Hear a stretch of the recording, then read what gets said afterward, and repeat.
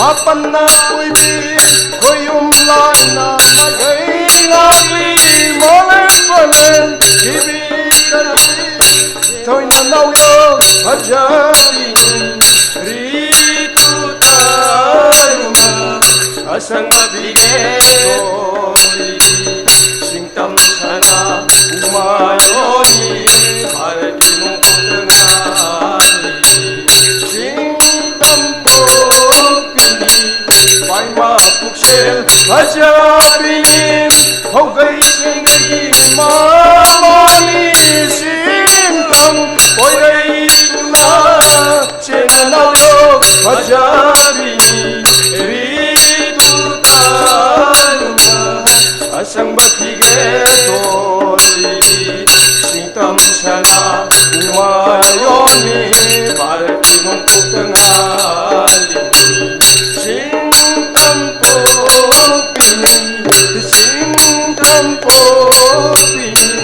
asang batigetoli sintam sana umayoni paratinong putangali sintam popini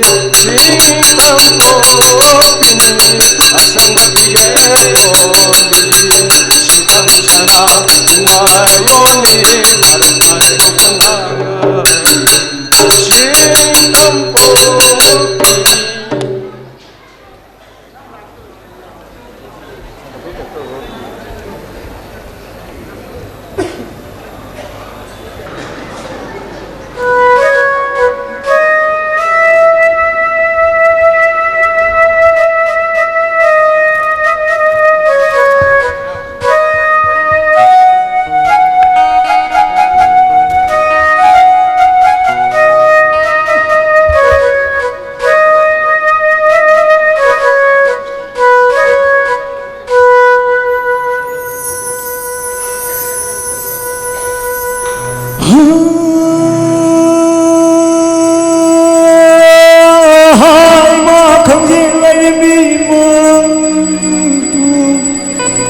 나자신은 생자가 굳어나주세 이나기만 묵신기만 말 뚝리바 나자신들 가요 삭두니 니자바 마시다니 손자가 아유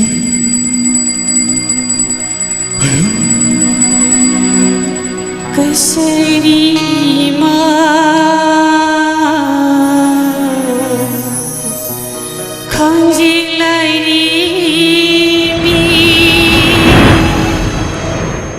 자신의 심자가 굳어나쇼시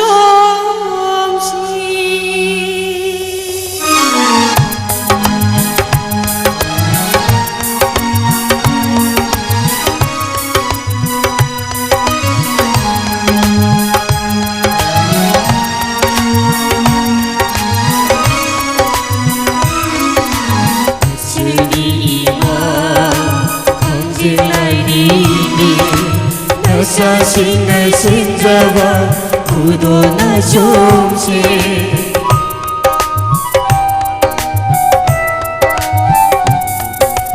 거스리마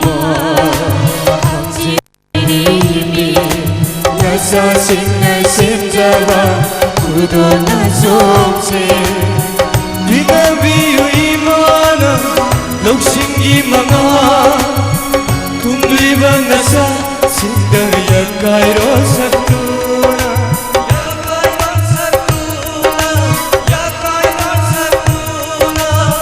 Vina biyuni mana Loksingi mga Tumliban nasa Sindaya kairo satuna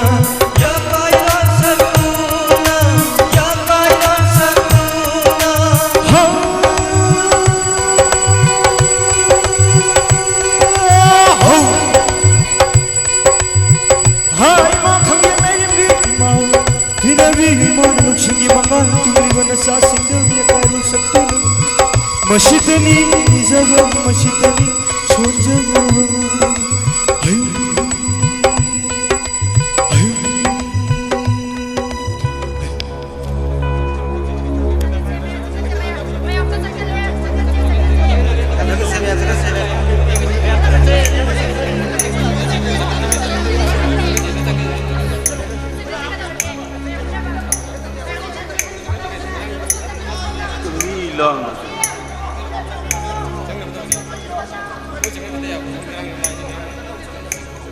Hello. Aini. Yai thobra. Oh, adu ki damak ta de kem ta khalunu. Yongoi na khoi ki president ho ge da ba. Guest ho honor ho ge da singdo makhoi du da madam chalam. Madam cha da ba sei di am hina de na. Hai. Ai ông tang ai khoi.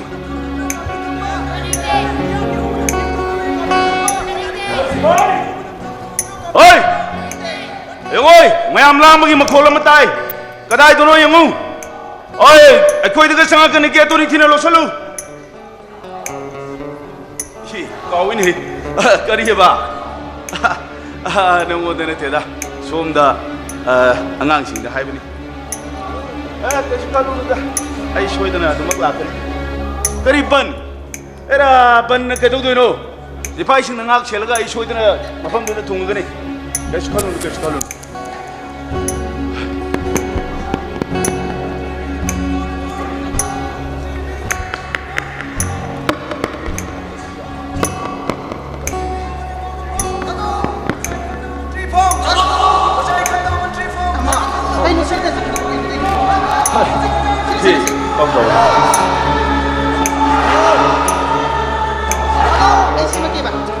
Yare de bir mi yare? Yare ngomong mah. Yare si siap. Yare ba. Aku ba mau kanasa ba habis gitu. Yare habis. Hai, nak ni. Hai. Yare solo, yare. Presiden kan menteri Pak. Presiden kan menteri Pak. Dia ambil kolam nak tanah nanti kau hitam je. Oi! Oi semai. Oi nani. Oi lo.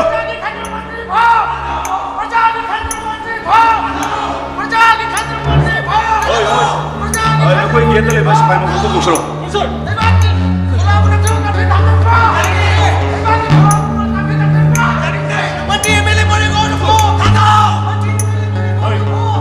Kita terlepas supaya mampu kami kami. Mana semua kau jawab ni? Percuma mayam sinai ngonda tak tahu na. Oi, kontrol tu. Jangan dah beri kapsul. Jangan kapsul.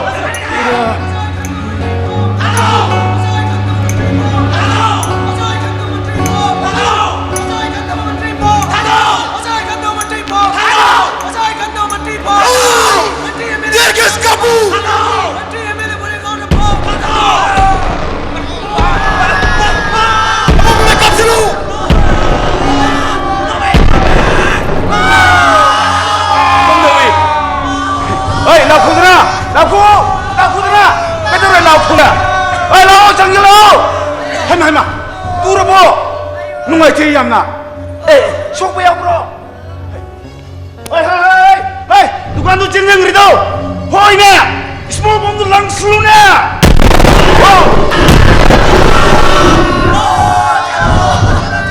Kenapa lagi wakil lagi? Amnong na iyong sila iyong pati hai belai.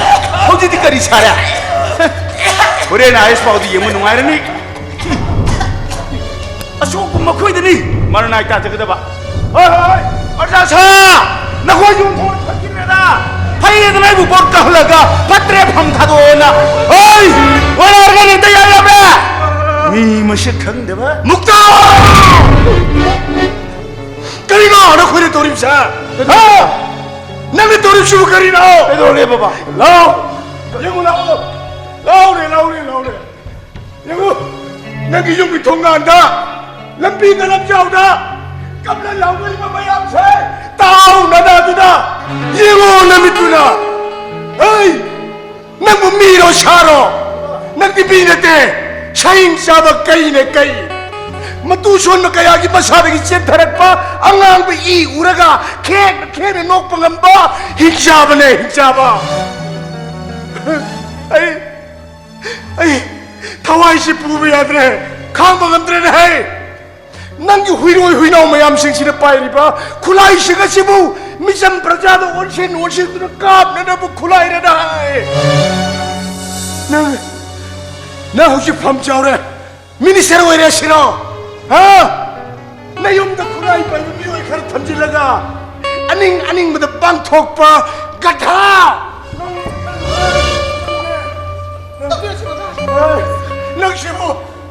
nang sibu kari nung isaw ina pagyaru pa no na ba makoy na hire ge khoi dumang ta dum lege dre baba masana taba matam kui na sangna nei pang mayam seba to ge hai ta rabdi parja mayam sing sin hai se khar su in bataba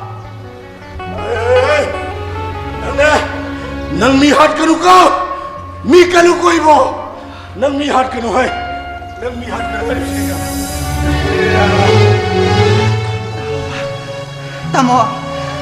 Tamo sukre hemali. Atalak! Tamo galing sa chonse. Ay pauyan ni tamo.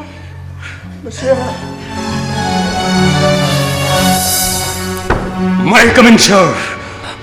ano ha nang keno asi nama no mayam ka de khuna tori si yaw ge di haidar dina nang si de ke duk changai ba ha Ay, wafam si Sam tatabyo, sir.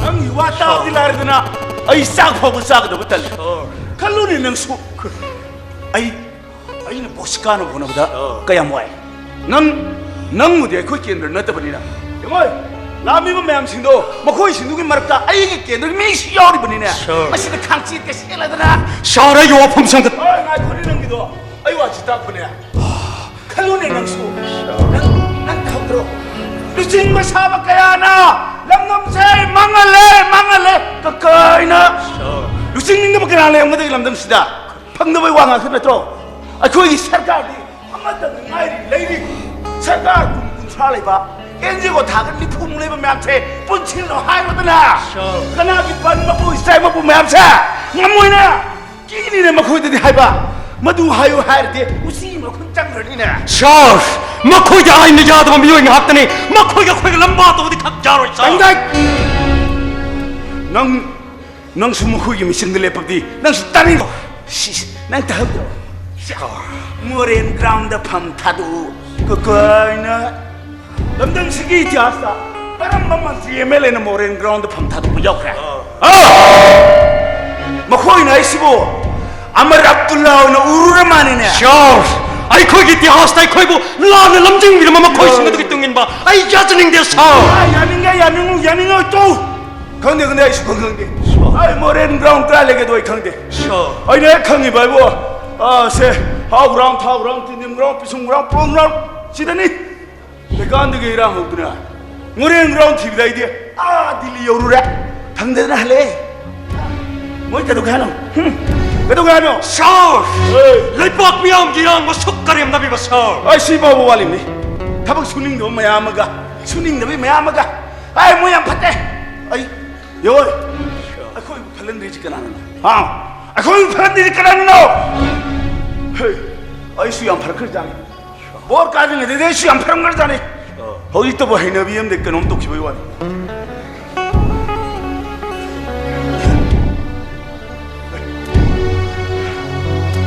아이 그 넌 거리 봐 Thank you, sir. 거리기 땡큐 너 Ay, yawa ba tabi na habagid mo? 에라 거리노 하고 너 하고 Ay, shibu kanano, sir. 거리노 또 그러시 Ay, koy kaki sepa singa shibu kanano, sir. Kanagi protection kita makay koy label, sir. 에라 낭수 마타는 숙사링이 이제 루루와 형 길라드네 어이 너희 마탁 동보 비살도 항수야다 Hangzhou sir pa kumpangde. 아이스 광대 형 디파먼트도 성들이 되는 클로우야다 Kalau dress, sir. Ay, lang dress, sir. Ay, koy prasami am sing sina hoy. Nung ngani ka karta haware. Ay, mele mantri sing hai. Makoy da tay ni hai dro, sir. Shoy ba pam na makisoy ba se. Sipay na koy ni hai bire, sir. Mas se koy na kari khali ba ba do ay, sir. Hai ro, sir. ꯑꯗꯨꯕꯨ ꯁꯥꯔꯅ ꯈꯪꯒꯗꯕꯗꯤ ꯈꯛꯀꯤ ꯁꯦꯠꯄ ꯑꯩꯈꯣꯏꯁꯦ ꯃꯤꯑꯣꯏꯕꯅꯦ ꯃꯤꯑꯣꯏꯕꯒꯤ ꯊꯃꯣꯏ ꯄꯥꯜꯂꯤ ꯁꯥꯔ ꯈꯛꯀꯤ ꯑꯩꯈꯣꯏ ꯑꯩꯈꯣꯏ ꯈꯨꯗꯤꯡꯃꯛ ꯃꯤ ꯍꯥꯠꯄ ꯉꯝꯕꯒꯤ ꯊꯧꯅꯥ ꯂꯩꯇꯦꯅꯦ ꯁꯥꯔ ꯀꯔꯤꯒꯨꯝꯕ ꯂꯥꯟꯒꯨꯝꯕ ꯗꯤꯀ꯭ꯂꯥꯔ ꯇꯧꯔꯗꯤ ꯀꯔꯤ ꯇꯧꯒꯗꯣ ꯍꯥꯏꯕ ꯈꯟꯕ ꯋꯥꯏ ꯁꯥꯔ ꯅꯪ ꯌꯥꯝ ꯉꯥꯡꯉꯦꯕꯣ ꯅꯪ ꯌꯥꯝ ꯉꯥꯡꯉꯦ ꯍꯣꯏ ꯀꯩꯝ ꯈꯜꯂꯨꯅꯨ ꯅꯪꯒꯤꯗꯤꯅꯦ ꯁꯦ ꯇꯣꯂꯣ ꯐꯪꯉꯒ ꯂꯣꯏꯔꯦ ꯅꯈꯣꯏꯅ ꯀꯅꯥꯒꯤ ꯄ꯭ꯔꯣꯇꯦꯛꯁꯟꯒꯤꯗꯃꯛꯇ ꯂꯩꯕꯅꯣ ꯍꯥꯏꯕꯗꯣ ꯑꯩ ꯍꯥꯏꯒꯦ ꯃꯨꯟꯅ ꯇꯥꯎ ꯑꯩꯈꯣꯏꯕꯨ ꯉꯥꯡꯅꯅꯕ ꯅꯈꯣꯏ ꯃꯁꯤꯡꯒ ꯍꯦꯟꯒꯠꯍꯜꯂꯤꯕꯁꯦ ꯑꯩꯈꯣꯏꯕꯨ ꯉꯥꯡꯅꯅꯕꯅꯤꯅꯦ ꯑꯗꯨꯗꯤ ꯃꯤꯆꯝ ꯄ꯭ꯔꯖꯥꯁꯤꯗ ꯀꯅꯥꯅ ꯉꯥꯛꯄꯤꯗꯣꯏꯅꯣ ꯍꯣꯏ ꯄ꯭ꯔꯖꯥ ꯃꯌꯥꯝꯗꯤ ꯄ꯭ꯔꯖꯥ ꯃꯁꯦꯟ ꯃꯗꯨ ꯉꯥꯛꯆꯅꯤ ꯍꯧꯖꯤꯛ ꯅꯣꯡꯃꯗꯨ ꯅꯪ ꯇꯥꯍꯧꯔꯕ ꯅꯠꯇ꯭ꯔꯣ ꯇꯥꯍꯧꯔꯕ ꯅꯠꯇ꯭ꯔꯣ ꯑꯗꯨꯗꯤ ꯁꯥꯔ ꯃꯁꯤꯗꯅꯤ ꯁꯥꯔ ꯑꯩꯅ ꯗꯤꯄ꯭ꯔꯦꯁꯟ ꯇꯧꯔꯛꯂꯤꯕꯁꯤ ꯃꯁꯤꯗꯅꯤ ꯁꯥꯔ ꯑꯩꯅ ꯉꯁꯥꯏ ꯀꯥꯞꯈꯤꯕ ꯅꯣꯡꯃꯩꯗꯨꯕꯨ ꯀꯅꯥꯗꯅꯣ ꯁꯥꯔ ꯑꯩꯅ ꯂꯪꯈꯤꯕ ꯇꯤꯌꯔ ꯒ꯭ꯌꯥꯁ ꯔꯕꯔ ꯕꯨꯂꯦꯠꯇꯨꯕꯨ ꯀꯅꯥꯗꯅꯣ ꯁꯥꯔ ꯁꯥꯔ ꯑꯩꯈꯣꯏꯒ ꯑꯣꯔꯗꯔ ꯐꯪꯕꯗꯤ ꯀꯥꯞꯇꯕꯗꯤ ꯌꯥꯗꯦ ꯁꯥꯔ ꯁꯤꯐꯥꯏ ꯑꯩꯈꯣꯏꯒ ꯋꯥꯕꯁꯤ ꯀꯅꯥꯗ ꯋꯥꯀꯠꯂꯒ ꯈꯔꯗꯪ ꯃꯌꯦꯡ ꯇꯥꯒꯗꯒꯦꯅꯦ ꯁꯥꯔ ꯅꯪ ꯗꯤꯄ꯭ꯔꯦꯁꯟꯅ ꯅꯥꯔꯦ 나래 살 아이 디프레션 나래 나 밤새도이 살 너무나 그리 탱ner고 그동 기반 마ям체 그날 애널라이즈 또이 살 소크라브 US 그막 컨트리싱들이 시파에 그세 다 망아 그디 멘텐 체크업도 해봤지 살 강미다 말해 어디디 능 US에도 있는 짤로 야드라 US에도 있는 짤로 야드라 거기 얘기해서 내게 큰 건 난 그야 프로 낭나 낭이 서유 왕왕 상황시도 까나다가 와래 맞더니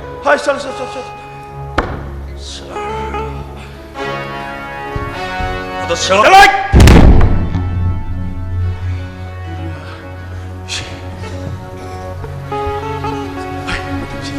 어이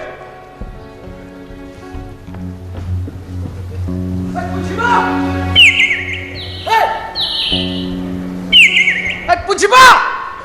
Ay tatran ay! Wah, gari sodo main sejen mang turun tela thanamu ko. Ay baduna tade muma gini. Garan haji ke se tiru je bhisri bentere. Gari banga turuma gini mayam dosa am tara bri. Mang tu lo ba. Khangedra. Oh, da.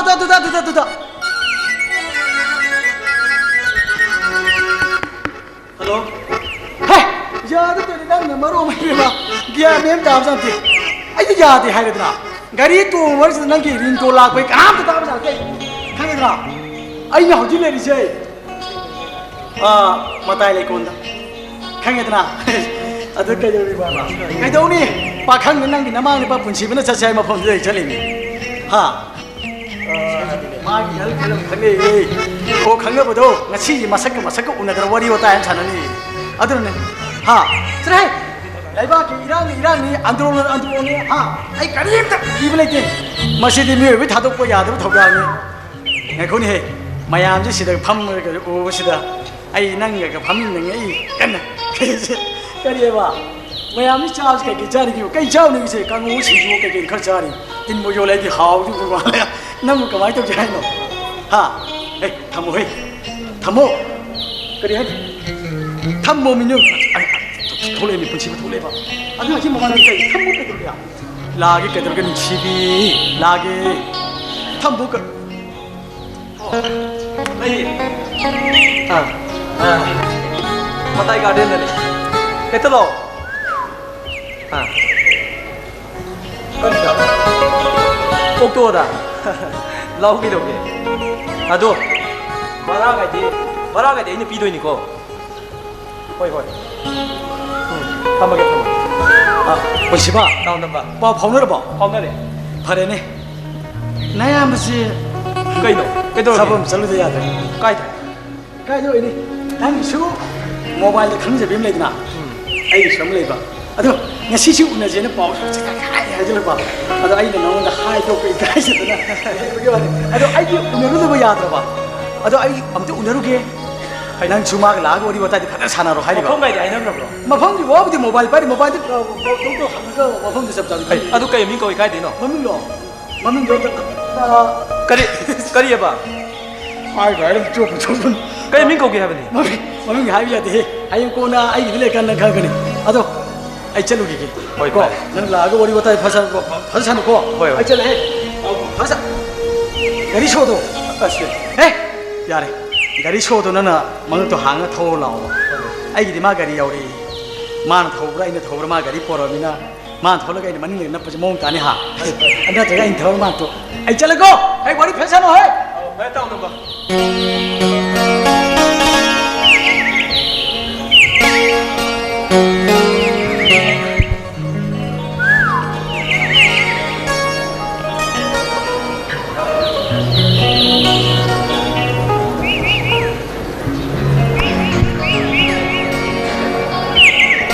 Masakso amuk ta udri kamai taranga ba mi su mayam ba le karam ba boiram ga ba horen mi onera hawara badi ai chokan kanadi phone charaga mute yengi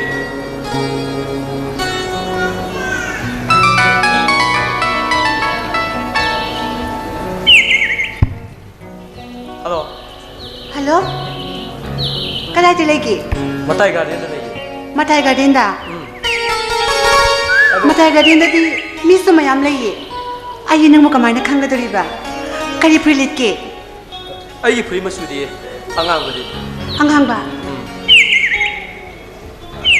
adu nang di kari pisi ade khongao ra salwa ra hey adu di nang di pisi ta di nang di kamai lai ba ha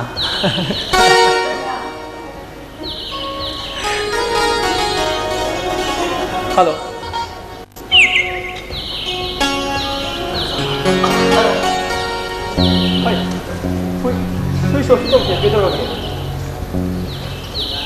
hello asa to ai khori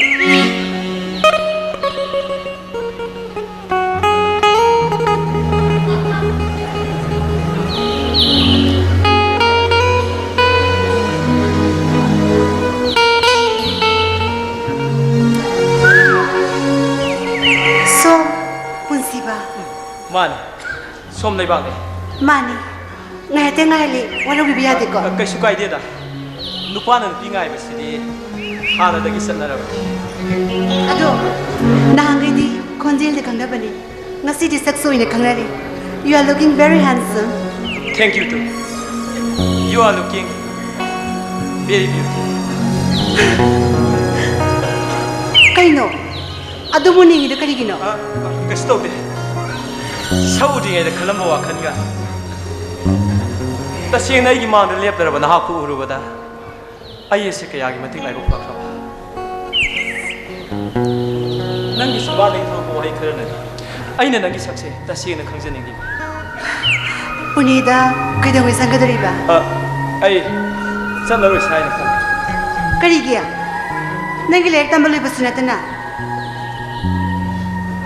ya nó phải để ya nó tao is thar era to ge hari bra cái gì ya vậy cái ya nó tao rồi is kamaina nupa phao nupi ona ba ya ba matam masira ai na transfer ma sam khalo ko cái gì lugan niyo mai ba se mi na sem mi na thugai ba maru oi na authority na thugai ba ngak ai di thugai ge hai ba di na te da sahi anjala ga manipur si da sum tam ma doi manipur da su local es su chaw na isi kari gino mapalon da liba na koina chinung sian mening ise sidadi no tigi kamnari hatnari launari sinari teng thanari sidi mama oi bi kaya acha khangdi adu wai dudi aduk sing manang na kamai waja oi ba angang na kai tai sidadi no tigi bom no mai makhon tari myam sidi ban to di sudi di toita is ikayeda adu mati bapta haudari bazar se manipur mat adu nang saudi saunu ai wam thai haining bata hayo ai kem da sawiru yi hai roi da nang la om na kan sa hai da biya roi hai ni haraga hai da bse ai dam sa iko zak na ba hai ba tai jeo hauji mi top sin business na margin thari ba dominate tori ba se na khoina hai ba di na khoi no pi party is kamaina hekta haizili haijin manati aseng man thaina thaina mama ngai da nupi sing na nupa sing asi sarkar ki thok tawsi yang pam na adun nupa sing na pion bore su yare haina launa karba tawduna masagi hingna ba lambi thinaram thi masigi chap chaw maram nupi no oiram ba ikayeda नंगी कायरेदा अहिगिदी नुंसीरेदा Kaya कैसुआइदे दा nupi aku si chofam da tekelai ba mahal bere gilan saw kon basu nupi aku je taina ba imu manu nusine da basu aku je taina ba khang de da ayam da pen अदो नंग महाबा की के दुमाइदी तो no हे बाजार का सुपन सकनु को hazi aku le bibase bazar gi site ne हां आइदी काबु काउ फरे से काय नोम चलो के नोम चाउ सिरा होटेल नर कइनो हौजिते काफी सु लैते या फम याबा नत्रो yai pa su theng ne roi de bina ngai tang pam si ai करी की थेन नोइ दोइबा आइदी नंग सुम थेन ना बदना लमदम मसिदा लेंग ले खल कान थिजा नति नंगी दुबो याम तान बै मोंगलन tan bagi mong na ti na khoi di mapalon da charak bani na landam sigi hawa no sit munna khangam loi haibagi wani अदुइ वाद आइन ख्वादि साउनिस अखोइ पापासु लमदम मसिगी मारम दा करिनो खंगोय ने ताइबा खंगमदि आइने न खंगोय yam sagolle mi lu rieng gari haiba अंगांग द मिठाई पिजरगा थिएम माले का nang se mari macha macha khari taw godori मरै वा नति हे ओजानी ना बरा तापा हे आइबा khara haiti ya da ba angang ningai kan ba yam na yawi ngaiko नंग ताइ हेब सब्जेक्ट तो कै subject rams de angang picture nga ta ai loi dari base ado angang no sinu si base yam yaw za ni फै अंगांग मचा लोइना बसी तुंग द कानर कनी is khat kri bunga अखोइ मणिपुर से हिरम खुदिमक सोपथरिब मांगथरिब कयासी मपान द लेबै कोइना खंगम लै उरम लो हेक ताइबा मसे अइगी ख्वाइदगी असौ kari ge अखोइना मपान द लाइक तमनिबा मपान द थबक तोरिबा सिबो अखोइबु लमदब सिबु थादो निंगदि नतगा अखोइबु मिसेला कानदे अइ थबक नोइनो उतके phone de wari sana baga yam na manade na मानरो हौजिकते अइगी वाखल सिमुल चादो तंगाय अदुना अइगी सब चाबो डिसीजन ले as che nungai bori sasiba अइदी कया हाइतेदा si ni baba kari tabak tawge ba कस्तौदे ma hai waraga ni baba kari tabak tawge ba सुम पंगनै द लई मी सुपनात लाई अइगदी कया पाव फमनते as ahalangai gane kit mana biru ko ahalangai de maro sagon bani खंगदे मणिपुरगी वेदर मनुंगाय से मिटोप सिना सुकी मति कलक Naranga kui da bida kadai no phamla nga tang nungai bori sarsiba la o nanga ahanba thenava numichida tiradara thamoise punchigi oina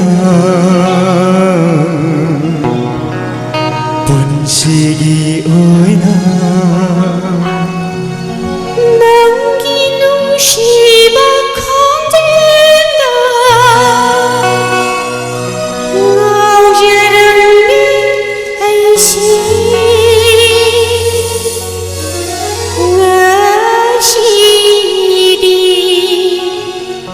nangi maitona thamoibu shumhali thamoibu shumhali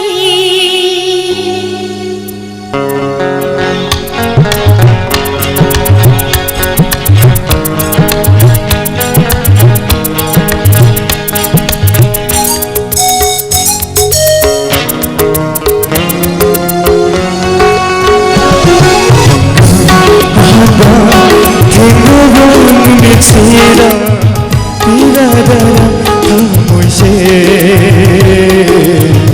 punchigi oina punchigi oina nanga ahanba thenava numichida tiradara thamoise punchigi oina punchigi oina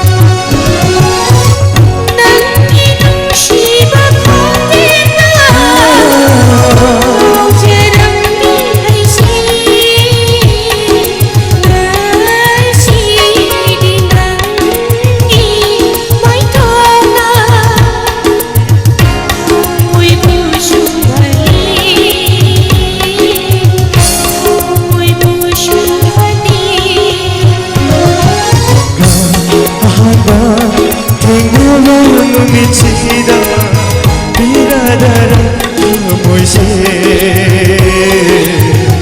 온식이 모이나 온식이 모이나 온식이 모이나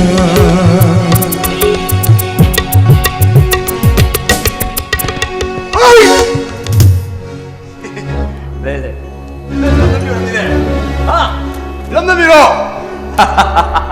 ay nabigay ang ating ako ay kamado adali doon ko silo lago silo ay atin pa rito aso paring legalo ada paring legalisa sektor mo ilaki solo romanso nuksinari ni ha ay oy ako silay si kang bro oy coincidence amado nung may paiba mo doon sa green pau tag lai you kamando mai lai se ay ay di amado ka ha kamando sinjir hai thong thena ro ale thong thong kam ro na sa thong do phau do sa ko ka ta ra ke ro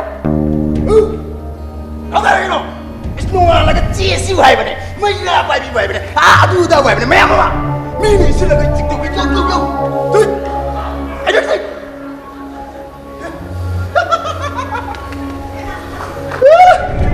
ai đi con một cô ấy bây giờ đang lịch sử mà sao bắt ra mà biểu cái gì đó kỳ lâm ta đi ôi bên mà sao nào tôm bia mà sao cái đi cái xác đi mà nó vậy đấy ôi đâu đi bắt ra cái đó smita này simpan này đi bay về sắm đó là nó bắt ra hơi chạy hơi ôi bắt ra hơi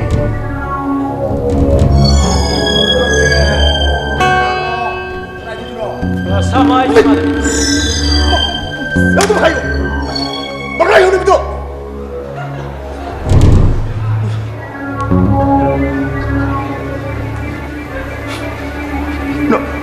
No, ispai si sana ponen kan bra. Mut keloi kai. Kumodana sana tombe. Ojen pasal berengge. Nabungus bakal ni keno. Sir, mau saya gimana bani? Wes nak biar kamu. Konjen padi gay. Sak konjen ke sana ye. Aduh sana tombe. Itap tangin nak konjen faham pasangin. Mau saya gimana bani? Semua semua sana biar terke. Perman masa tu kero. Tapi kau problem tak? Ay PROB English ni na takang bra. Sir, mau ke itu orang sana ribu se. Kamu dapat dikit sana ribu.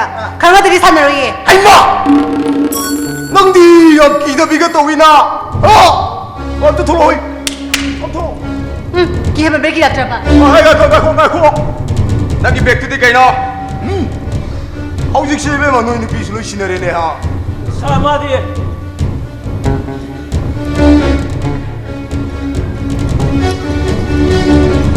Nawandra yang isa. Nawandra. Nawandra ti. Kata ba? Yengo ba? Masih ni doktor ke X-ray. Kang beri mo. X-ray. Hoi. Aduh kan ni masih doktor ke se. Kang beri mo ba? Suktu bisiru sibo. Di malet terka di nanti ko. Hai manang di anabi ni dana. Hei. Aku dah mesti betul tu kang itu na. Nupi dah sih kan kanu. Nupi kuda. Tak ko pa dana. I see. Oi bapa ini na sana tombe. Nagi boyfriend zina, nagi kudang pai bana karingi. Nuksi bagi romance ki. Ada yang taban songam dah. Bakang masang merah nak husin dang. Aduh karingi. Bakang masang nak kudang pai bana karingi. Aduh sana bagi culture ki. Ada ke? Ngasai nang na doktor lain sepada. Doktor tu nang kudang apa yang muda karingi. Lain bagi treatment ki. Aduh sana tombe. Siapa nak kita kecil busina nang rep tu begini lau. Jauh sini, jauh. Kau bisa tegang pan bro. Tegang pan bro. Ayah, no wonder. Semua ini berarti nanti ada na.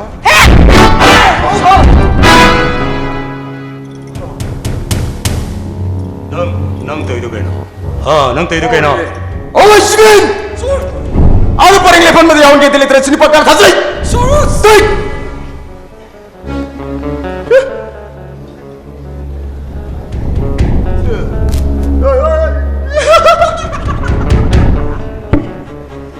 아빠 우리네. 스테이크 보다 시포아이도 그 해야 가이나. 호이. 난 시어 기드라고. 어이, 너무 모르는 것다네. 너무 모르는데네. 아파우 갈래 그럼니. 낭기 왕왕상왕 낭기 농나또 낭실의 빵미양이 분시에마디 란통악실바 미삭가머니 하이브드마디 아이 낭 저라 범먹까 아두 낭 나사나 사복가나 이지마디 마삭항데 낭 나사나 탄데 항정 까리기데 막 낭네 유니폼 세트나 굴라이 바이드는 쌀리노 아가디 파네드라. 사 이삼나 너무 또 이거다 가이노. 나세 남라. 가림도 빠까나 자. 엠 빠까나 어이, 지금. 아고는 가사이 뒤로들 방에. 간도 바kal로. 너에게 듀티 몽실라래 에, 나왔어. 나와래 빌레포. 엔트럼 나비기 되니까. 모바일에 오브라 수첩도. 어이, 수첩도 그래. 아 드디 떠우도 못해 너희 떠이도 떠우도 못해 그래, 나 그래도 해보자.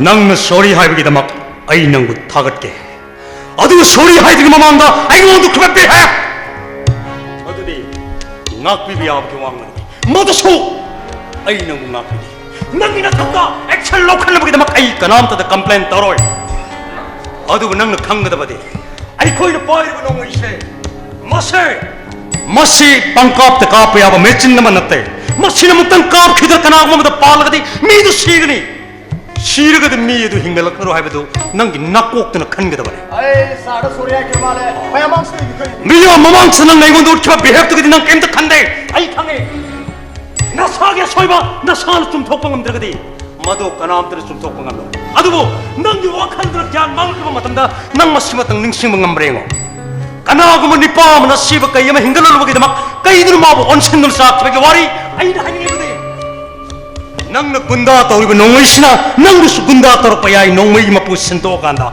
가라 자, 틀리고 내릴라. 아이 강해 낭이나 탔다 맛보 맛소이드나 라이그니 아두 낭구 마았다 영신비대 오케이 셋 You can go 그래 넌센스고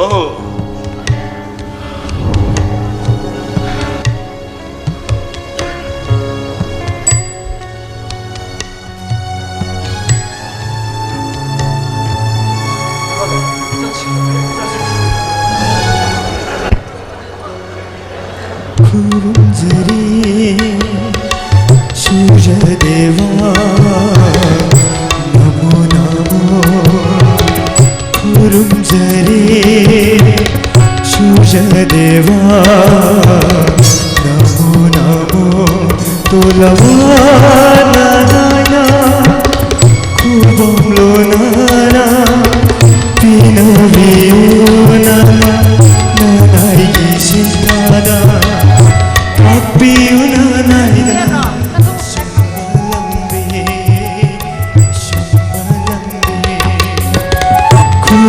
구름자리 수제대와 너무너무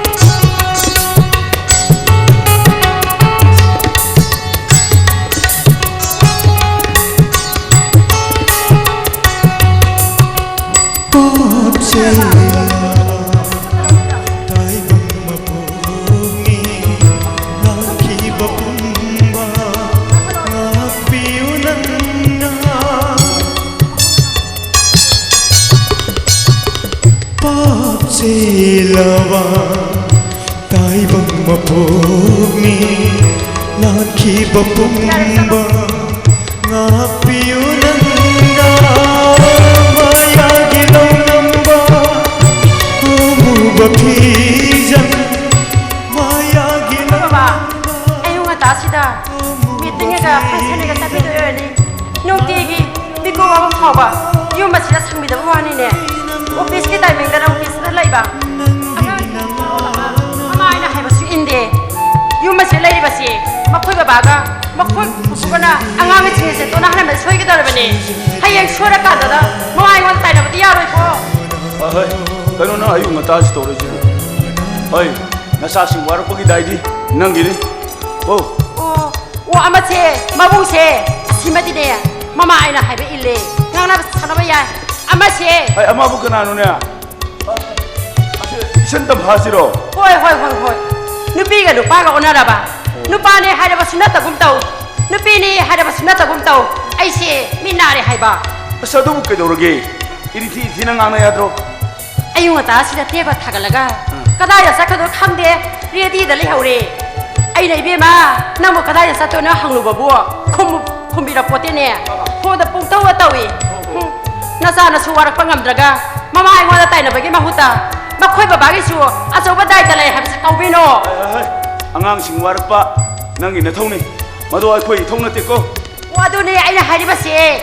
Yum ma se lai ba se. Makhoi ba baga. Makhoi pu bugana. Angang singa se ke thom ma de soi ga dare ba de. Ai de khang de ko angang sing ba ya roi ko. Ai atai ka gi lai puja wali. Na cha nupi se warak chau.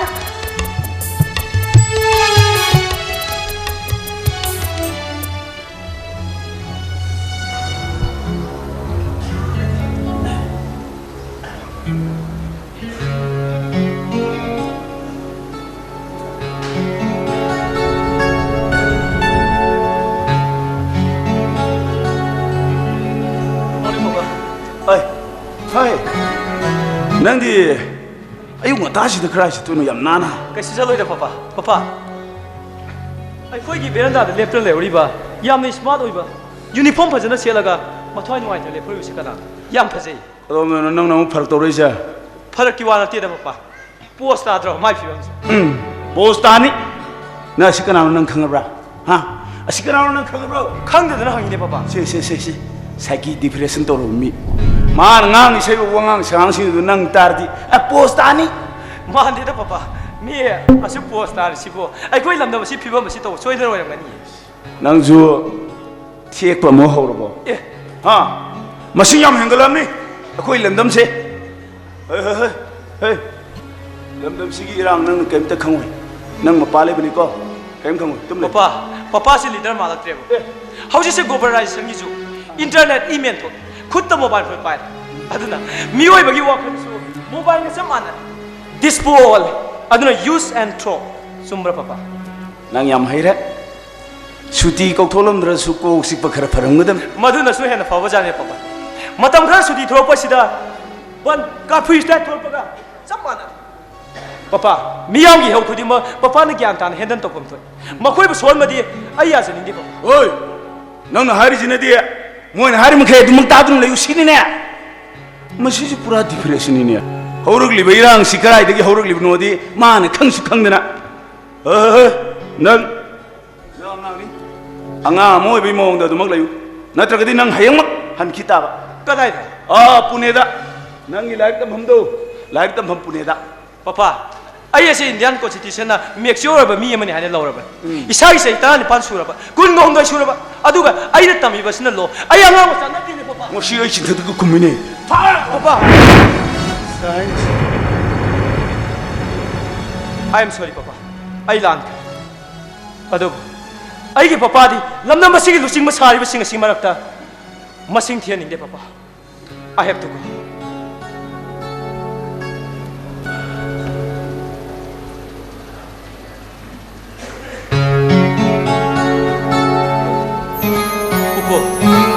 lupa mga tapi asai mo to chaluke Kadai sakki hai bino nang bo.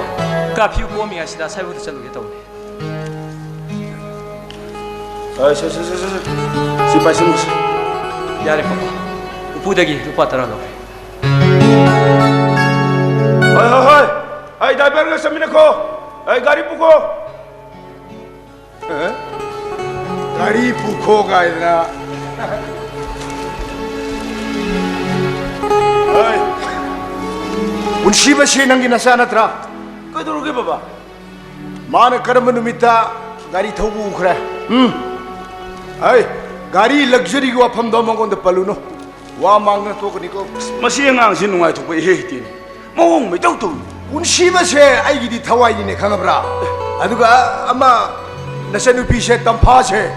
Masimadi khare. We pele. Ay, nonton ba? Ay, na kaya sa lugar ba? Tamo, ako school ki mayamo nga si meeting leba. Ada meeting. Kari meeting. Kari meeting. Holo ba? Miyam ihusin ako yung sugotoira. Ha? Sugotoiro! Na tamo. Kari. Ako sa ta mayama. Na sige lam damo se thoi be irang tangdu le ta singke.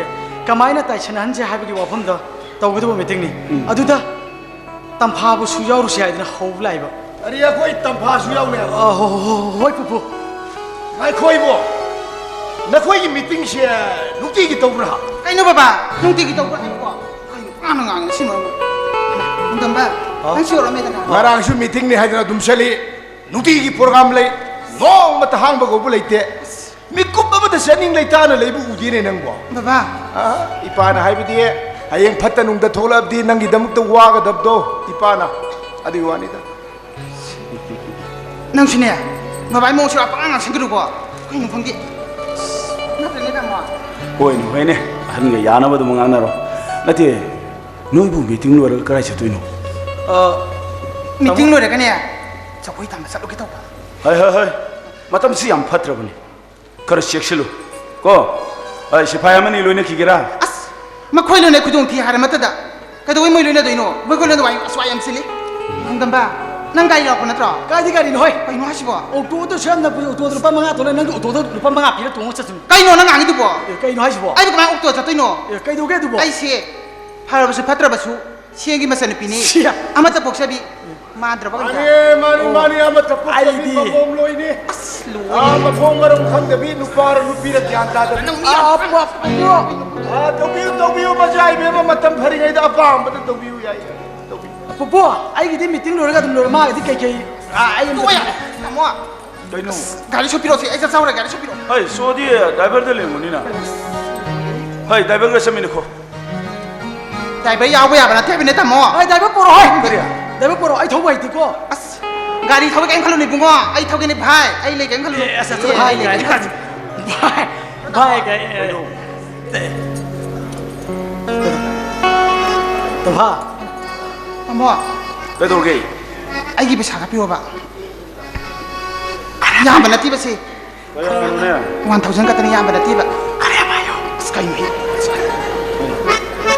Why? Ahlay. Karena karena halangna betul ko kaya lising ama halna to. Lam ti ba. Hai, karena halau ko matam si am phatra. Namba. Ko sa na ba to sila. Baba. Ko yung sa lu gi. Pupu. Ha. Wait. Ko ni ti. La. Bye bye.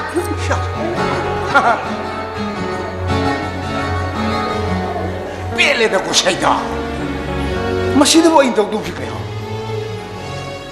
Ay. Nang sune. Nasan nupi na haibida yari ba dugumna. Laipak miyam sina haibida yarab dine. Nang khar phangdom ni ko na. Baba. Makoina pham thadu har ga su. Ai adu mak thadu ku dabare ne baba. Masana tabani ne dudia. Matam sangna kuina. Parja miyam ki seba tawgi hairab dia ba. Parja miyam sichin haibase khare inba tabani. Ay. Nang ne gyan taw ko nang gyan ta drupti nang wasini haibo. Gyan taw har gini na. Lamdam sigi irang sidi. Ai na taba topa masilaga su. Matam sigi irang di kadung su ne moy. Ai punsida aran ma mata tawkhidri. Ai matam koine miyang siwa tawkhini. Ai sai. Na ba. Kay no kay no ha. Nang gari si bira to bro. Nang gari si bira to bro ni. ai ka sai gari dai ba puje ra. Is. Kay no dai ba puje ra phane am jaga mo gari rang hi tong song ja cham ja. Eh. 낭기네 그래 봐도 빠지니 거나 아이 파니 강해봐 너왜 돌이봐 너 장에서 야 무슨 소리 사이를 상대 봐난 하도 싶어 다른데 저는데 야 반응 아이도 하 나는 뭐 할 때 알아듣는 사나이니까 많이 동네에서 하이야도 동네 하이야도 레시피만 봐요 남보다 더 그거 해야 된다고 세 나나네 리퀘스트는 하이자부다 아이세 마루 엄마 오늘 야베와니 잠깐 떨어가는 거 아이네 리퀘스트 하이자부 야베가 만트리 마사니가 뭐 책장 카피로 하 근데 만트리 나오니 나봉도 만트리 월가 장 책장 후가 빼와니야 오 까에까도 하이노 파워에까도 하이노까도 하이노 어이 배마 어이가 그거 잡고 쉬어야 돼.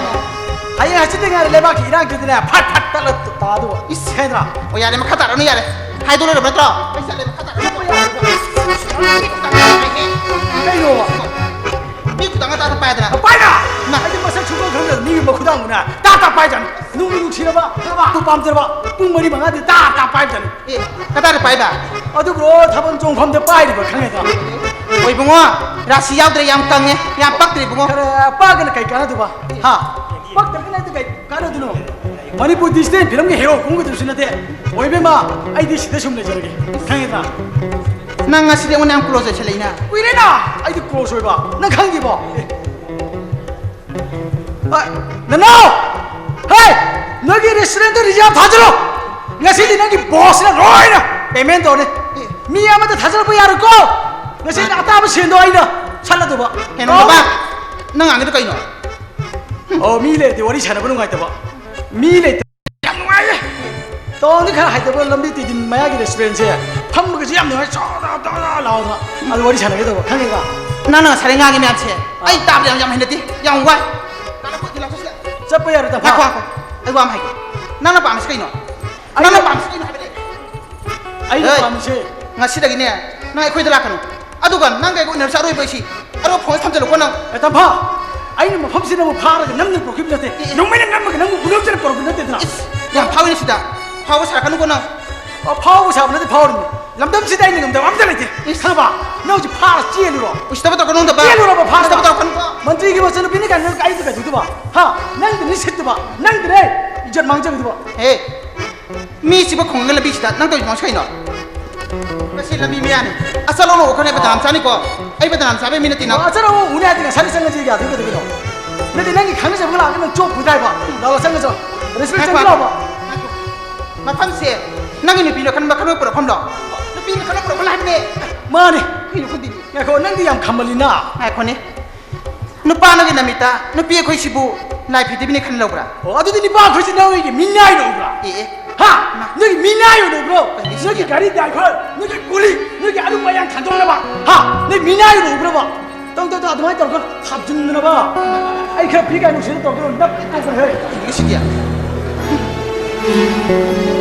kan ta la na phi bra kan ta la ti ni mana to 이리라 들어 na 하지 난 찐들 메나 e 찐으로 하지야 jilu na ngam ledi 찐으로 가 우시 때부터 그래 e 헤이 그마 아이 와 하비기도 나는 세이반도 릴라드라마다 빵야야 보니 파티클러는 디수야야 뭐도 티오리 좀 파티클 하기도 난게 이거 어질래 뭐 범죄 파티클 e nangi do nupi ko istaba handra khama male madu dinia engon jare khong ko madu 우시 때문에 때 우실리니 우시트리자이 우호도 보기 하농 따르티제 농망도 보기 강해라 o yare ang khangi bungo ya male ha ga da blore ma tro ha ga da blore ba na tra bene 로이드 na 야 멀리 ha ga da blore ba ni ne ai se basa sa khro ro na tra ga na ngari thingiro 뒷머지 알아 라브니 원이 자나보다 봐 아이는 뭐 범세 버키분 비싱체 보면 범민이 그런 거 같더니 난 추워 보면 범민이 어떻게 이렇게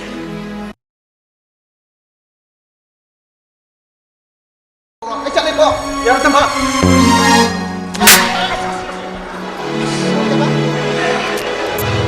남파 ta ta pa ya na 이게 다래 하 이만해 뽑자 이게 이만해 이게 뭐뭐 차고 다 들어 지금 넌 이게 뭐지 국방 잡는 컴 되면 다 잡아 나 지금 뭐야 이거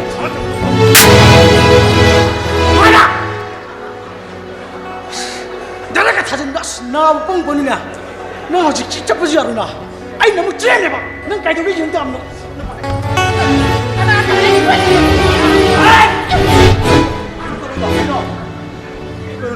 ꯇꯞ ꯄꯥꯏ ꯅꯣ ꯀꯩꯅꯣ ꯅꯪ ꯀꯩꯗꯧ ꯌꯥꯎꯋꯦ ꯀꯩꯗꯧꯅꯣ ꯅꯨꯡꯁꯥ ꯁꯥꯔ ꯅꯨꯄꯥꯁꯤꯅ ꯑꯩꯕꯨ ꯃꯐꯝꯁꯤ ꯄꯨꯔꯛꯂꯒ 뭐하노? 이제 팍 보기들은 되자. 막아다노 내리면 터지는 어이 마팜지랑 레베 이런 자로 양 들어 아, 살. 아이고 소강 갑니다, 브로.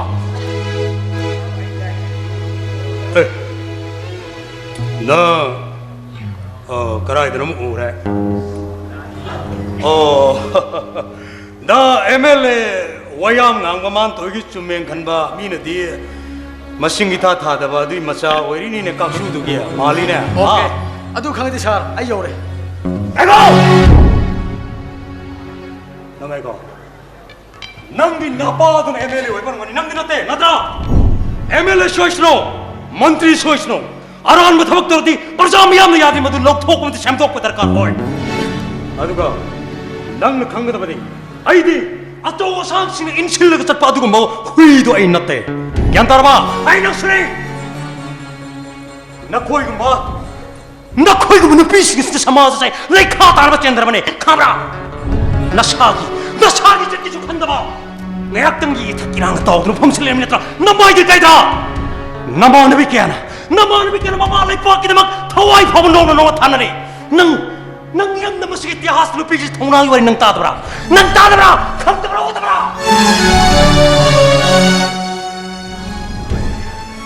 याम तो चलो पुलिस स्टेशन याम तो चलो नकोई अचो संग चा सिंह ले पाकी चौक थोरंग द शम सम यारिंग दिस करी किनाबा नॉनसेंस आई मांग था याम तुम चलो 얌투서로 잘 나가다로 비타. 얌투서로 또마 아이 뭐야 다 코이가리다 하고로 뭐인 porpaga리들 코이미네 타우 मंत्री मस्सा यार रो इलेपा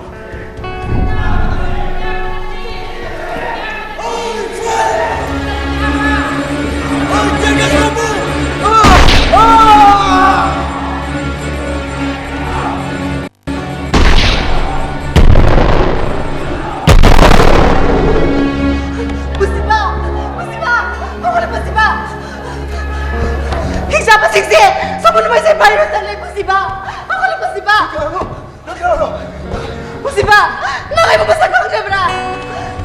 Kanakalay pagi! Adalay mabiyang po na maksonda mo talapo yo! Ay, hindi Musiba ko sa kamdari! Ay, hindi ka po na ibang mo yo! Musiba. Ako lang Musiba. Musiba. 아이 못 가다 해도 너. 아이 나 이거 씹어 가다 해도 너. Musiba. Nakay mo ba sa kang jabra? Nakakilibak lang hindi Musiba. Ako na Kongo. Mapamsa tulong sa tabrado.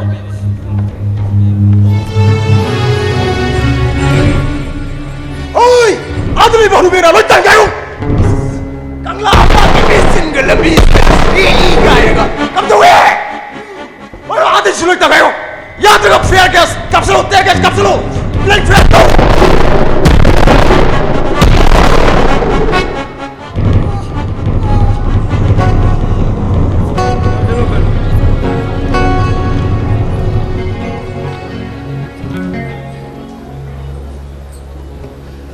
Hello.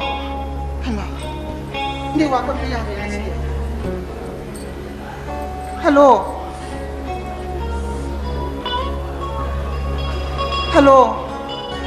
Hoy. Mane. Hoy, kampane. Siyem gi masan nupi. Hoy. Hemanta mo later bro. Hemanta mo tapahan biba.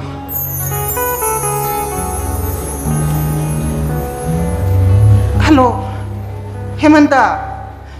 Nangarang, ay ko ibungo tingna bro. Tingna dia. Kari sito.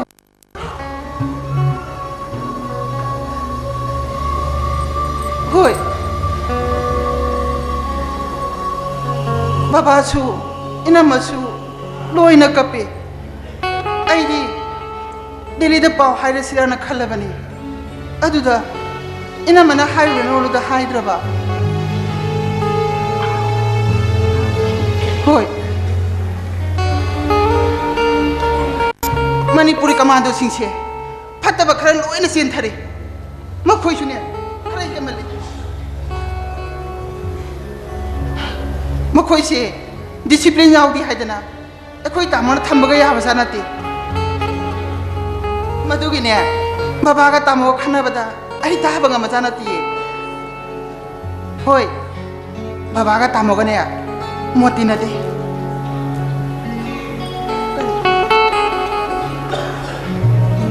nong shu yawe hai ba hoi protest abri kari su kai da ba adu da mafam du dine silent zone ne hai ba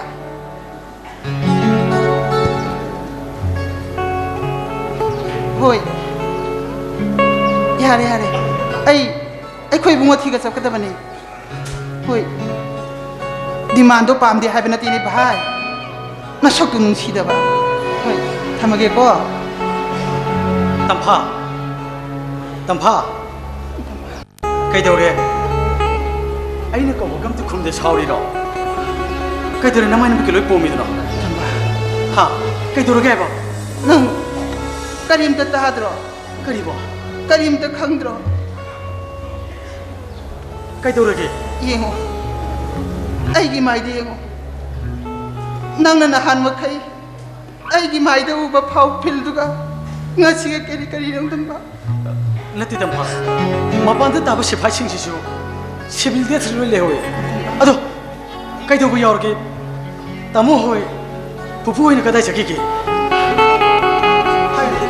Tamu hoy Pupu hoy na kadai chaki ke ba nang na pabung do na khoi pabung la na traga na khoi pabung lo Kari no Tampa Ay ni noi ki yum da la ga bo Noi pabung hang du na Akoy pabung du kamay hang du no nung dam ba ai nang wona kaya rana hai khrebani kaya hana tambi khrebani masigo wang sugar masigo lamsala se amona chararo hai khrebana tro Tampa dam ba Ay hau chik dia phau cha thri Nimitu khakte nei na phau cha ki ba dam ba ai nang ga wari chana bagi matam leite ai Kari thaba Hayo Kari thaba no ba ai khoi gi bungo do ngarang te gi Kay daw ba university se khibe de gi nasi pa wa halak ti nong dam ba Ha Ma bo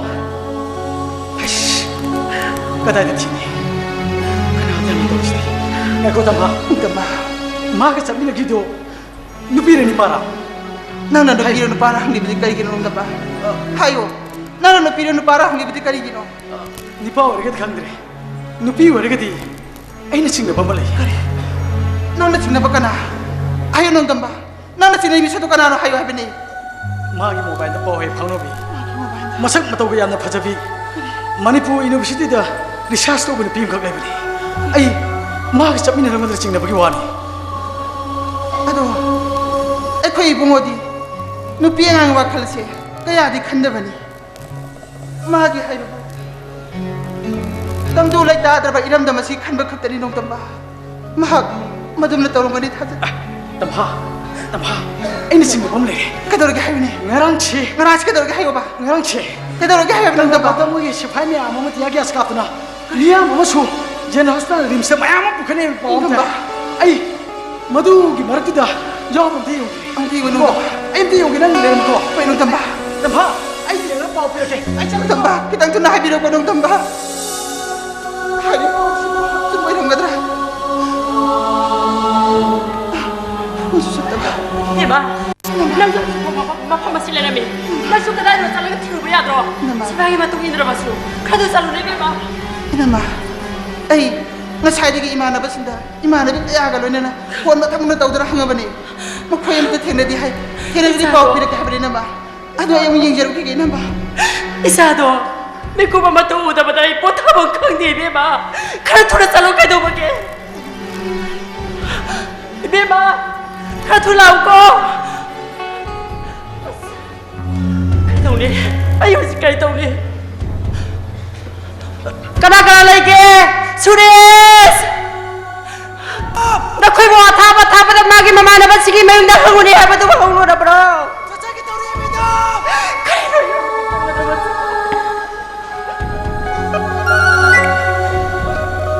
Hello? Ha?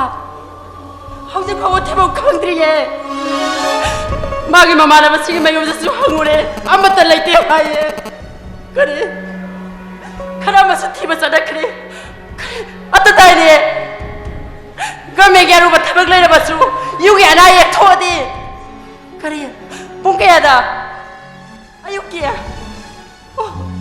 lamang tumangda sipai kamandum sing mayam da su hangure amata leite haye kare athaba da leiba district police station thidi maksa su paw loina pikra bane adu de kara rakhangani kara thura thopiro hey dili dir nang tori phone do kedong ila kini hare ha hayo lakane hayo hey ngayo khabar sida so mat yaw udie abatu thengna dine kari kumada sakhang da basingna isu du pha ko dra hey so kari thola ga ba mabu kari mara leiba ke dabakta mabu phuse bit to bige thori bado paisagi ransom gi khudong sha dra ga nai khoi awa ba ta ga thori bane kadai de no ne hoki nang buni ne ina hangi bisa hokbu ai bu kadai de thiru so hari bane hoki sibo ngarang police no mai ka khibadu da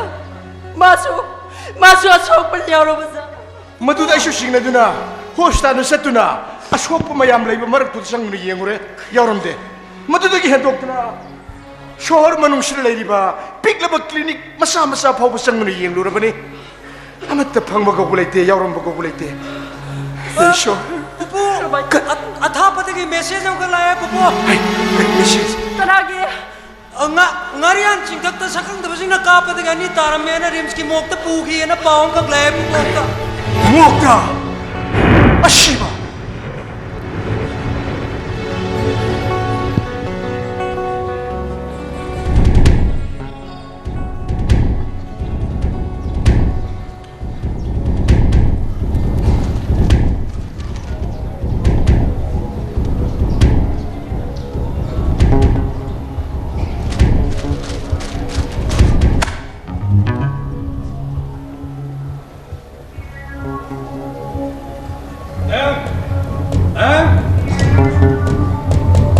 em leitra Leite.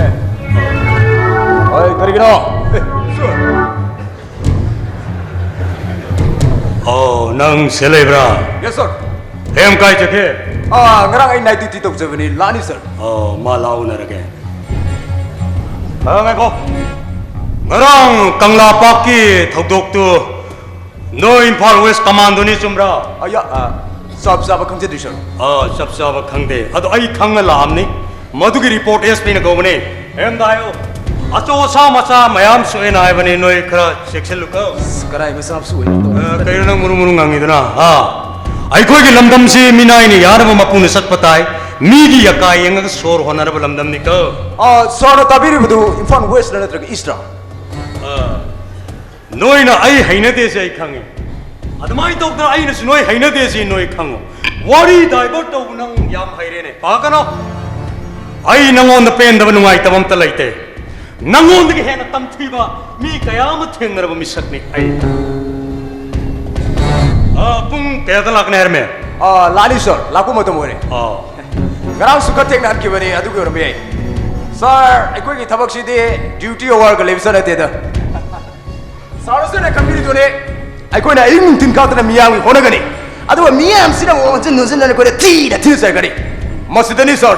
Kitang phage ka khala wakan se super phaninga nang na mado hai bani na ai si nang ina tak tang ba officer ni ka as a friend ai wang nang stress ko yeah sir ai koi bu miya masina thina ngang sai ba horkli besi kari de ne na khali sir adu am lai wangi da oi wang no gi matak to wang ma gi matak to wang ma nang silaga pau khum phang da lai pa adu ma lai pa ka ma oi ramani yan darba ai hangi je seng na pa khum peo sir yam se misam ni kai ma'am se misam ni kai am nai noi pai ba khoi na ta ba ma du misam ni masidani sir sans bu phang la de thwa no mai pai bai khoi na ta ba ma di kai no army ra CRPF la BSF la kai no manung gi sir ka do manung da su sarkar na le na dra sir as pang gre koi sir ai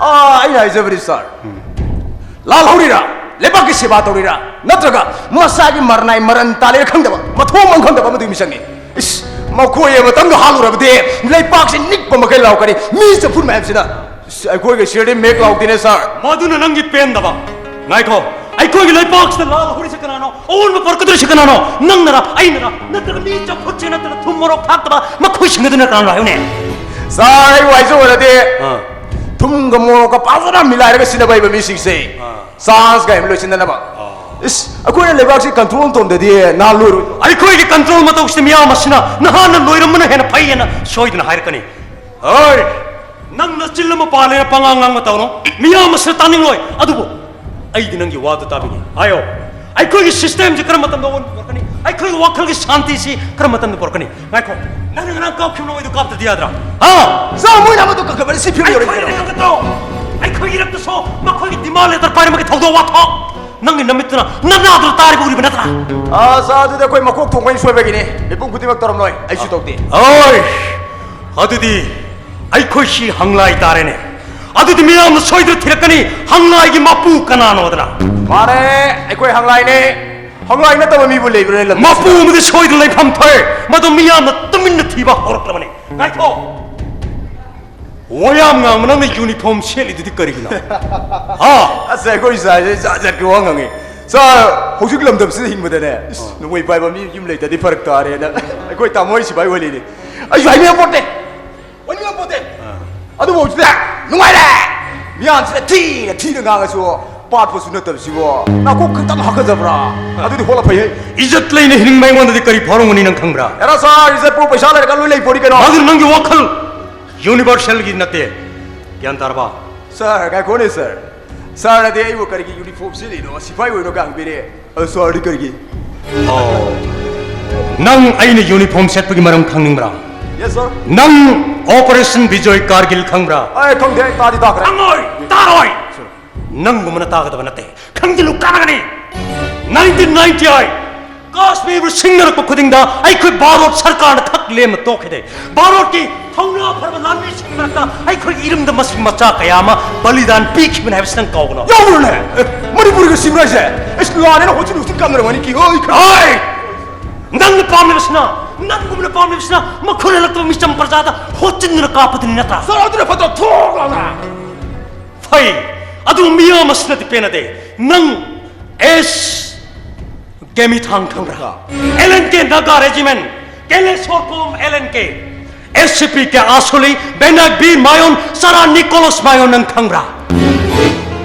करो sir ताब नुवाइ तब कटक पर mummy ngam हाइबि दो नुंगाइ रोय नंग न खंगलोय अदु मखोय सिंग खंगजलो खंगद car बंगातने unknown हेरोज नातने black diamond नि इरम नमसगे थौनाबो मयक सेग न उठबा नंग न इंगोन हंगदाय करिगिदमक यूनिफॉर्म सेलेबन हाइदरा मखोय सिंगदगी इंस्पिरेशन फंगबा मखोय ग नाइ थौना फबमि सकमा ओइनिं खिबा अदुबो अखोय न खोदि कदाय अखोय रम न मसले मखोय न खोदि कदाय नो सबो इंडियन आर्मी की ड्यूटी नि गेनो I don't know anything they are Manipuris we proud of them you know hojik अखोय की डिपार्टमेंट आईशादी दरकार करो सर आईशादी दे Human Resource Development मतो उकरन प्रजाग पुलिस से कोई लोइन गदे हैबदो खनब दरकार हैबसे नकोक तुन खंगो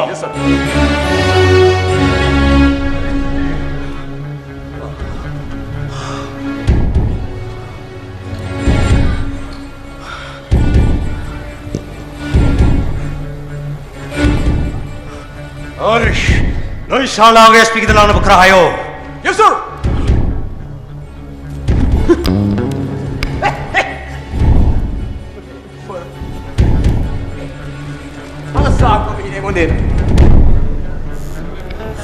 कदाइदनो नंगबो कदाइदनो डॉक्टर लानिए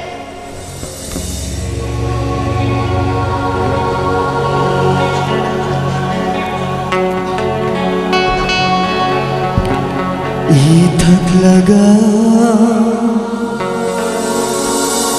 तेबलंदम छे अयगी पुग्न फमने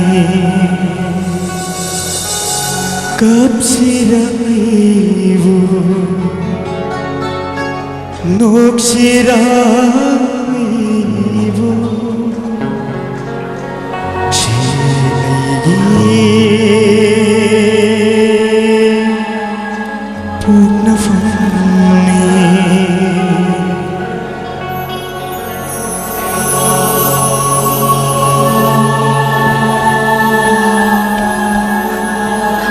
Miyapo naman! Waraw bigano! Punsiba, lepo nang gisay do. Mapam se, hospital ki casualty ward ne. Nang bukay darogi punsiba. Karigiri bema! Sakchino mapita ni sayado tengkasno!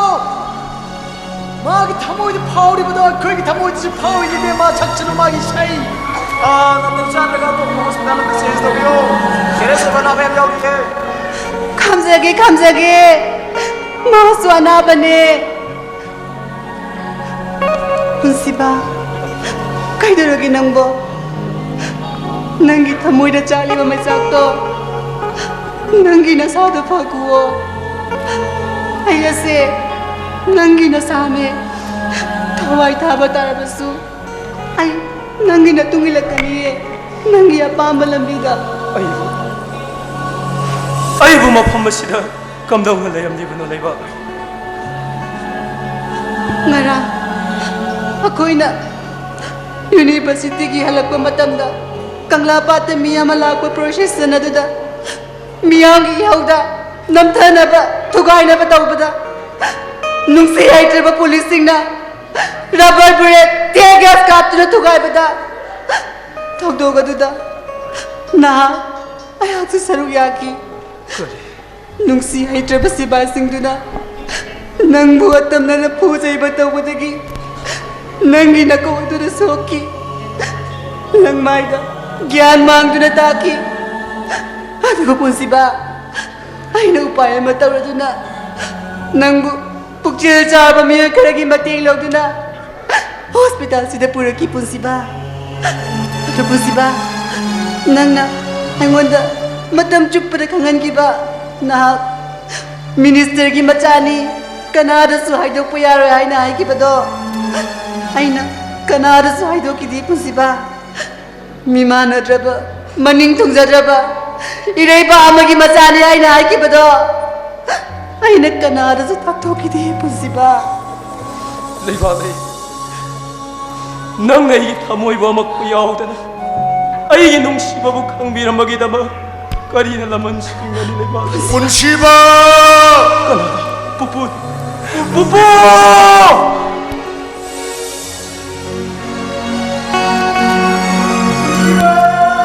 ꯄꯨꯄꯨ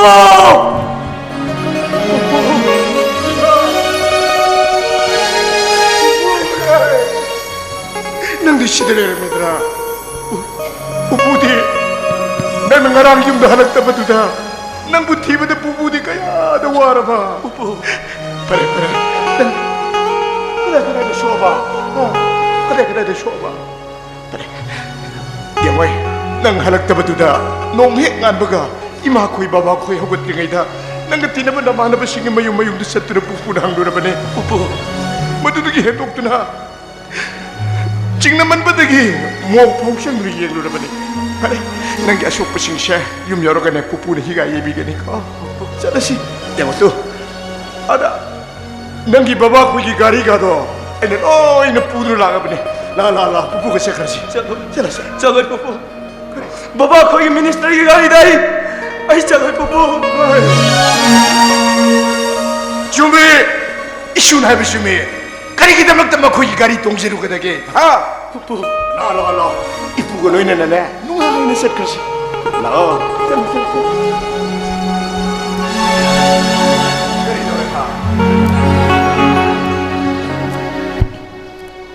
ꯄꯨꯄꯨ ꯑꯩꯅ ꯀꯪꯂꯥꯄꯥꯛꯇ ꯒ꯭ꯌꯥꯟ ꯃꯥꯡꯗꯨꯅ ꯇꯥꯔꯒ ꯂꯩꯔꯤ Nati Punsiba, ꯑꯩꯒꯤ ꯃꯔꯨꯞ ꯑꯁꯤꯅ ꯑꯩꯕꯨ ꯍꯣꯁꯄꯤꯇꯥꯜꯗ ꯄꯨꯕꯤꯔꯛꯄꯅꯦ ꯄꯨꯄꯨ Punsiba, nangidamakta, ay nawazabase, ay giyamalabak pa ba ni Punsiba?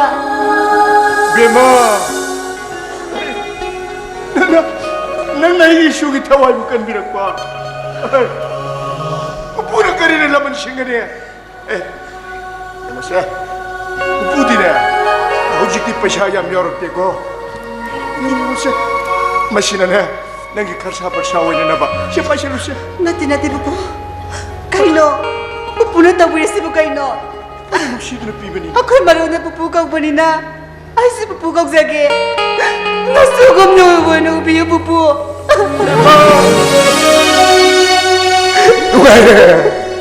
pupu pele ko pupu pele di ngoy hojik ti pupu lak na banina na pupu ko na na sa kasi selo mang taro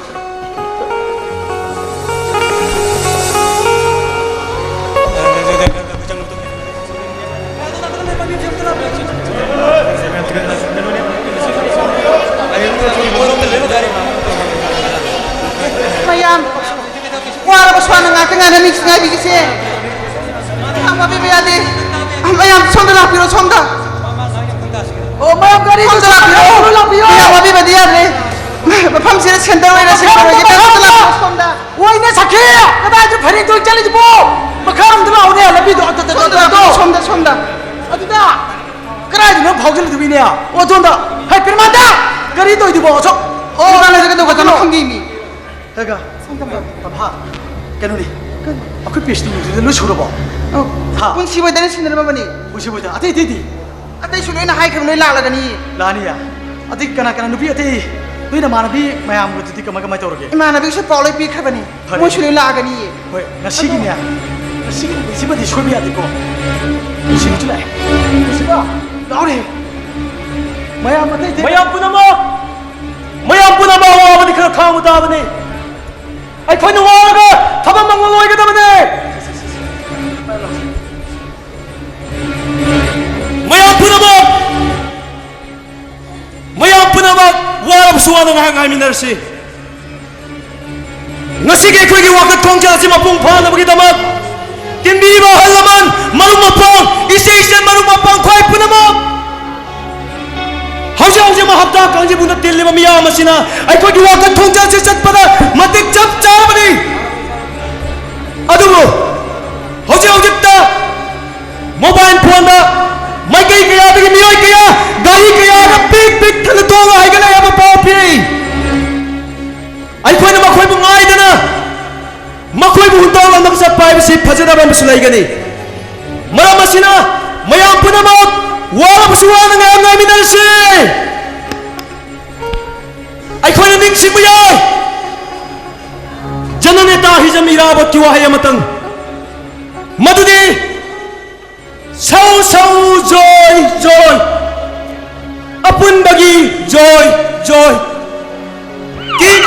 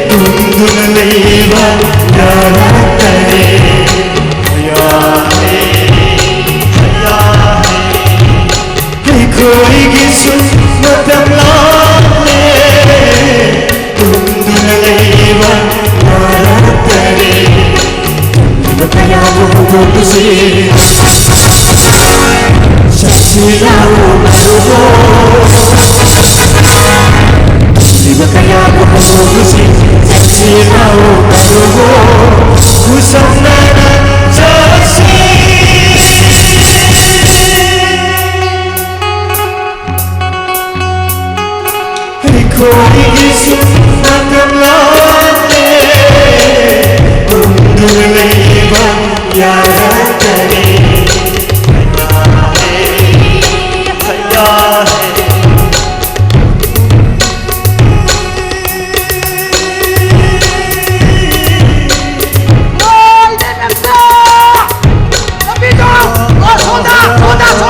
mayam sundala mo sunda abi bagya na konde biyo konde se miyam kita magtani yairava inna kumba punduna ahunga mama purana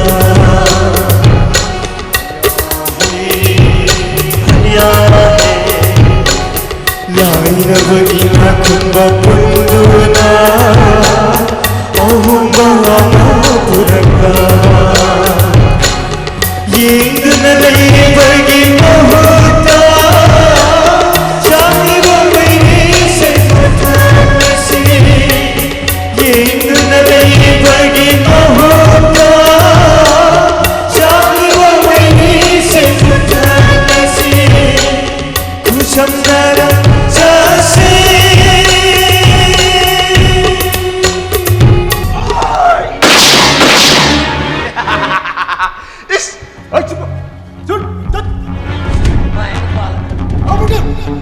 마이크 터네 여기네 어이 가만둬 마이크 실어 하루메나 마이크 실어 안 되겠다 아비는 하리면 글로 실어 앞쪽에도 실어면 이거 satke abadi salam ko amado pulungan 마이크 빨아내다 마이크 보고 보아야 되나 어이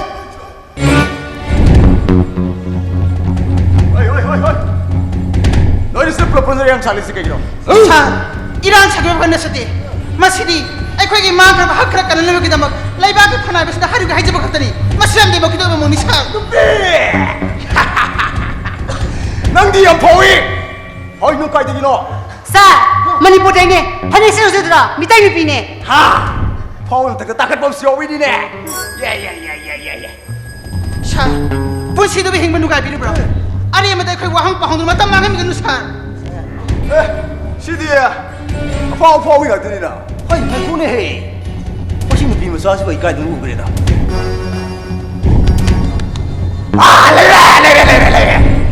뭐다 이거 나 디스턴 필름 넘비 세인 미들 나트로 말이다 나트로네 말이다 얼마 고네 난게 히로드 디아우트로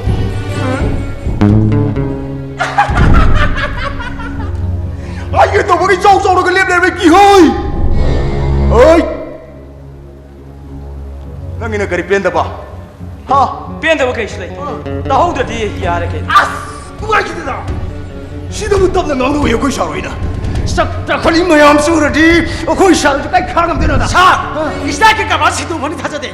미워해 보기 담을 야닝 오빠 뭐 그래도 봉독 잡을 악잡을 치고 차는 시작할까 봐 우리 차 라는 차. 아이고 가이드 차. 따다 빨리 차. 나 얌나 홍어 빨라면 더 가르게로 뭐라고 봐 akhoi si hing bi anu ware akhoi isa thok ya duna to men le thok ma tam helene cha 너 얌투나 아무것도 가르게 시디네 어이 아이고 나바니 되네 양비시 아라도 비마이 벤 마얌 사팅가 포드나 눅샤 마치다 와 칸리제라 누피니시 형기 들리드나 너네 스테이스가 사라들 스테이스 마탁치다 스페셜 오는 누피니가 코콜리시 카리기로 필름 기 타블로 뭐 필름 남이로 아가 그래 너는 누피 마사 마양 콤전나 마이 벤 마양 코비시 카리기노 속도나 대샤다 버링 야라나 브로 사유와도 somnang ambiyo 노이세 아이콜 bunga 나보기 담았다 또 비도 탐 아이콜 안다 소모실라 가디 아파바 카고로 차 누가 뜻이냐 시르가리 탕아들래 아마디 거리 리토이 감베 시르가리 마이 빡비 Sir, don't be waste our time please 나게 마이나 yang 로이나 탕이나 어이 마롤런 나 이거이 라이시 일라기 그따구도 말로 봐 하이 너희 동도 내려 강해 서마 얌들아 세이 샤드가 나 아이코에시부 바이키 닝카타로 바이키 사루아마 인디안 컨스티튜션나 미음을 라이트 비리브시부 마파마시 바이올렌트 오데 그럼 하이게네 바이올렌트 오데 마코이 컨스티튜션나 두기 미오시 애들이 따다 보우드라마 강다브로 넌 로양 강브라 강해 아이 로기 샤트 샤드 오늘 그대로 오기 니가 되더나 너무 좋게 좀 머리 차지. 그 차자 오비 타면 돼. 너그 사 미리 미나 오비가 너사 ꯃꯈꯣꯏꯗ ꯑꯣꯁꯦ ꯁꯣꯗꯅ ꯍꯦꯛꯄꯤꯔꯤ ꯍꯤꯡꯅꯕꯒꯤ ꯁꯔꯀꯥꯔ ꯊꯝꯕ ꯍꯤꯡꯅꯕꯒꯤ ꯁꯔꯀꯥꯔ ꯊꯝꯗꯨꯅ ꯑꯁꯨꯛ ꯋꯥꯅ ꯍꯤꯡꯂꯤꯉꯩꯁꯤꯗ ꯅꯣꯡꯃꯩ ꯄꯥꯏꯕ ꯅꯈꯣꯏ ꯈꯔ ꯍꯤꯡꯕꯗꯤ ꯑꯩꯈꯣꯏ ꯄꯥꯝꯗꯦ 자, 너그러 사. 진도나 사가도 땀 세고 들어. 좀 뭐하셨지? 하자 미교사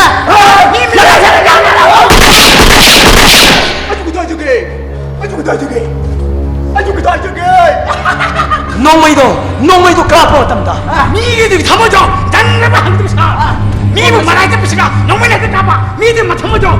야만 한점 사. 어이, 하이래는 왜?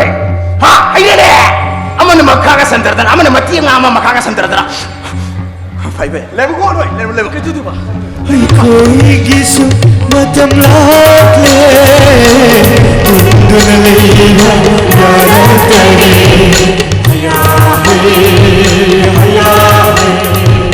हे कोईगिसु मतम लागे दुन लेवा यारतरे नया मोहन से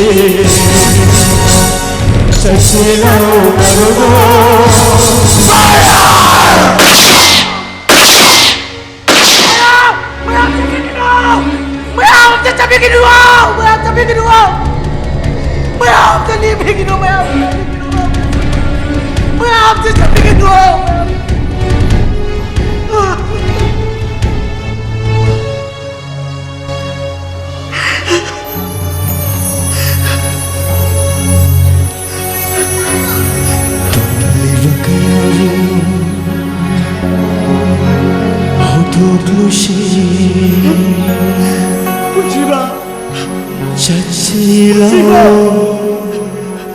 मरुवो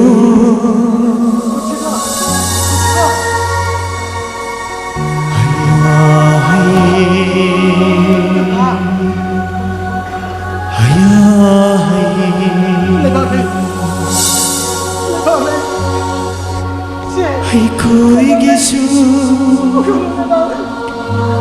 मतम लागले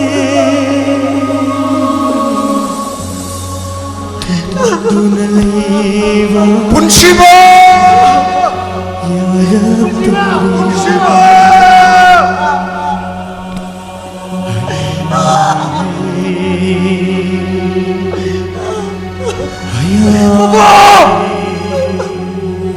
부부 분시보 땀바와 부부 뚝뚝 누워가지고 Ay, no, no po sa atin po po. Ay, no,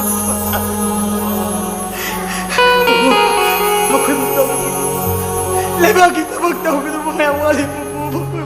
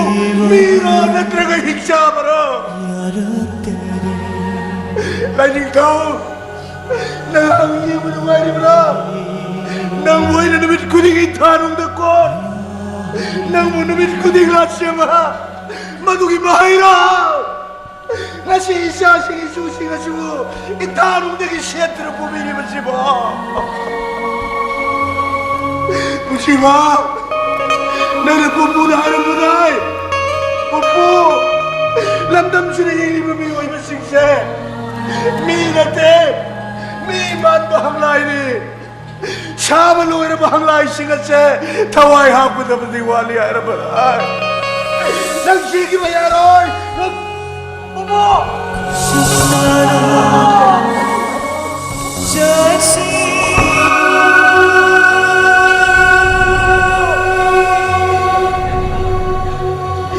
Kena lagi.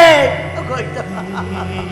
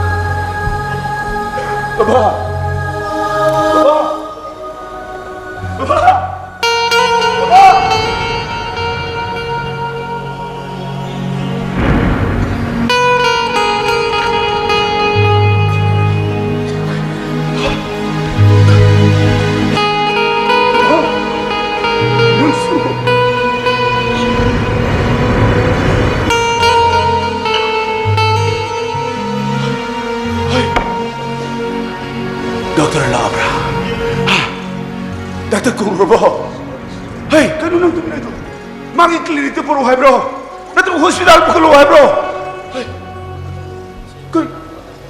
kanu nang nai je,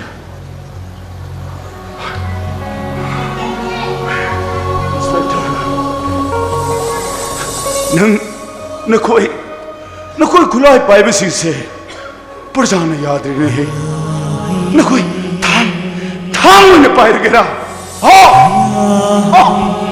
ai dia pang mawakan ni nakoi yo khatu na thamu ba, mabu don sindu na chikla bakko.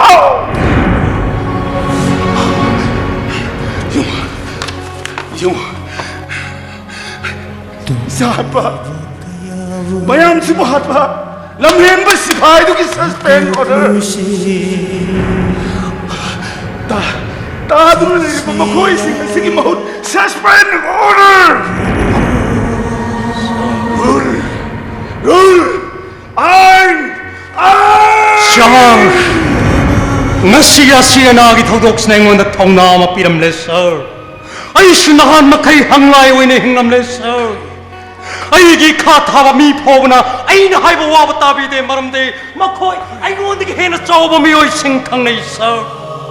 Ai na summa pam gi damak nongmai amuk tang kap lu budi madu gi report pi de ya de hek ta hai. Adubu nongmai ni sing kap lu so report pi de ya ba ma kham lai ram le sir. Ai Shar the waru ba pen da bale jade.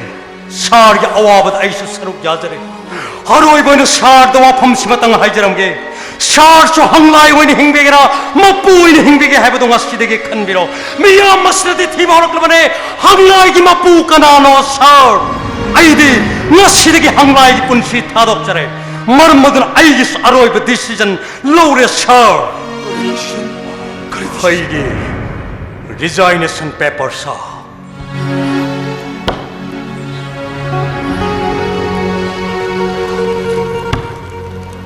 Resignation. Yes, sir.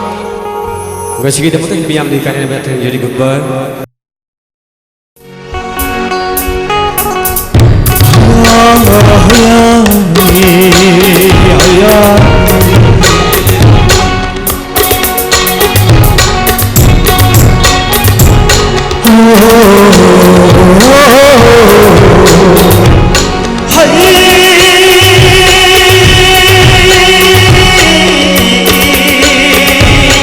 Hayal, hayal, hey.